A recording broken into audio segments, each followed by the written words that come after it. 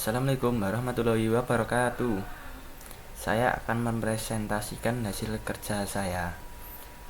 Saya Rizky Januar dengan NIM P2324035, autentikasi biometrik dan autorasi role based access control.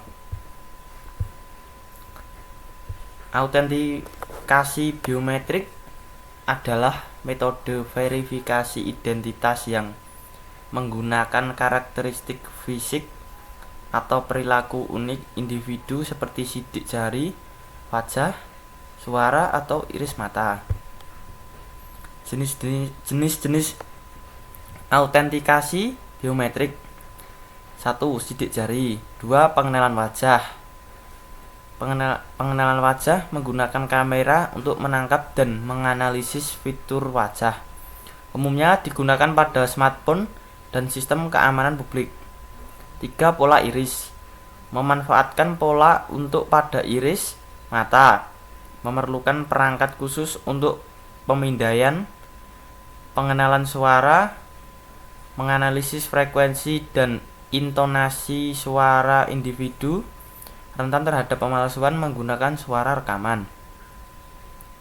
Pola vena. Menggunakan sinar inframerah untuk memindai pola vena di bawah kulit.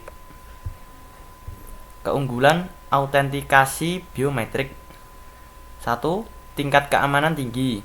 Sulit untuk dipalsukan dibandingkan dengan password. 2.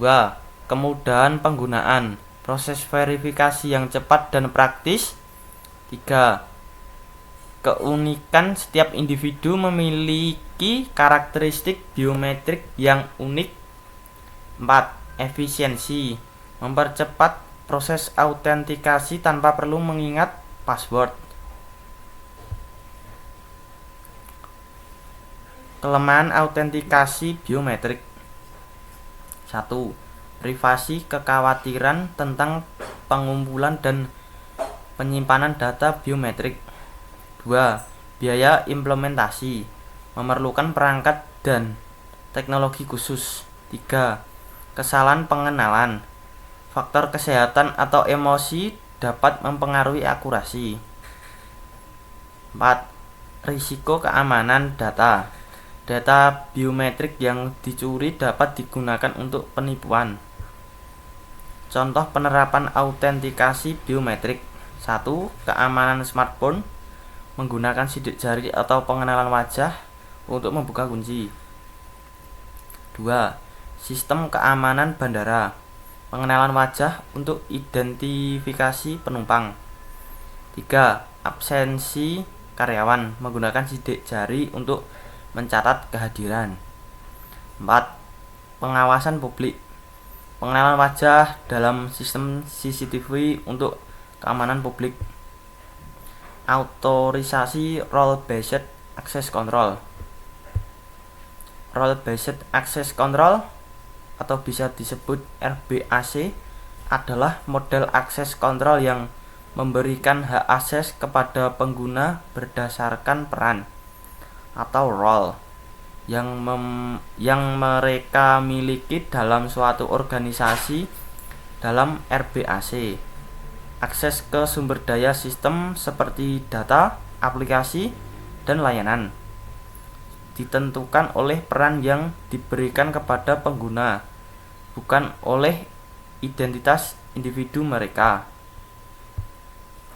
Keunggulan RABC: keamanan yang ditingkatkan dengan membatasi akses berdasarkan peran. Risiko akses tidak sah dapat diminimalkan.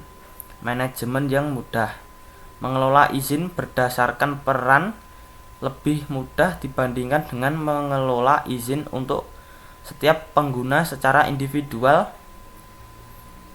Kepatuhan: memudahkan organisasi untuk memenuhi persyaratan kepatuhan dengan memberikan akses yang sesuai berdasarkan peran.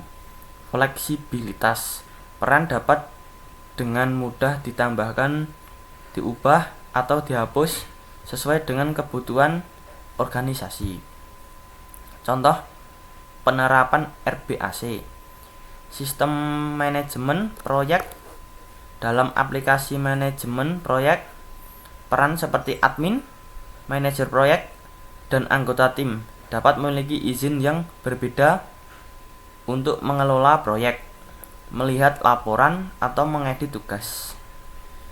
Sistem perbankan. Dalam sistem perbankan, peran seperti teller, manajer cabang, dan nasabah memiliki akses yang berbeda terhadap informasi yang berfungsi dan fungsi sistem. Aplikasi perusahaan. Dalam aplikasi HR seperti HR Manager, karyawan dan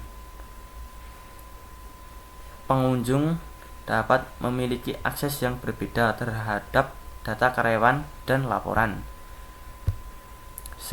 Sekian dan terima kasih.